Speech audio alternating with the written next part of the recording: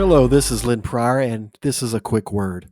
I'm sure most of us have had the experience of being mistaken for someone else, or maybe you mistook someone for a friend. And surely I am not the only man who's ever walked up to his wife on aisle 7 of the grocery store, started talking to her, and then slowly backed away because she turned around and, oh, it wasn't my wife. Now, I have been mistaken for other people, but ironically, I've never been mistaken for my twin. And she's never been mistaken for me. But in 1903, a clerk at the Leavenworth Penitentiary, he identified a man he was checking in as Will West. He knew this man because he had checked him in before. But Will West said he had never been at Leavenworth. But the clerk then pulled out West's photograph from his files. See, you have been here before. West said, I don't know where you got that photo, but I've never been here. Well, they looked into it, and Leavenworth discovered they had two men, one Will West and one William West. And by all the ways they measured IDs back then, they were identical. Well, all that we know changed with the use of fingerprints for identification. I mean, your fingerprints are just one thing that truly makes you, you. Among the billions of people on this earth, those little loops and whorls on your fingers, they set you apart. You are truly a unique individual in God's grand creation. And your fingerprints, well, they began to form before you were born. At first, the skin on your little tiny hands was smooth, but around 3 months, the deeper layer of skin, what they call the basal layer, it started to grow faster than the outer layer. So this caused the skin of the outer layer to fold up on itself. And that quickly expanding lower layer got scrunched and bunched beneath the outside layer.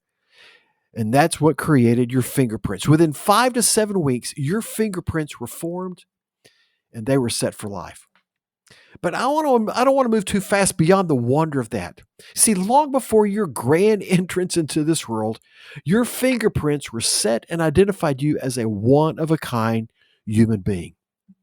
Now, centuries ago, King David, he made this observation. This is in Psalm 139.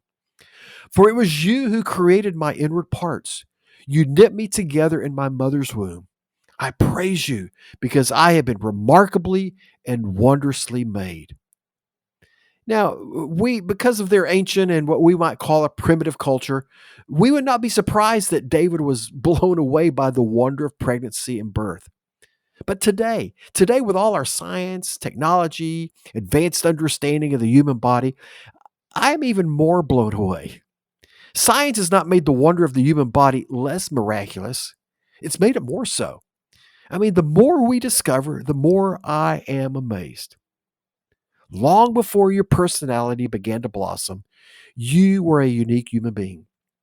Long before you left the womb, that some of us had to share with a sister, but long before you left the womb and developed a taste for nachos and Pop Tarts, you were no less a human being, God's creation. And because you are God's unique creation, you are valued, highly valued. And we often look at others and wish we could look or be like them. But if that were the case, the world would be missing the gift of you.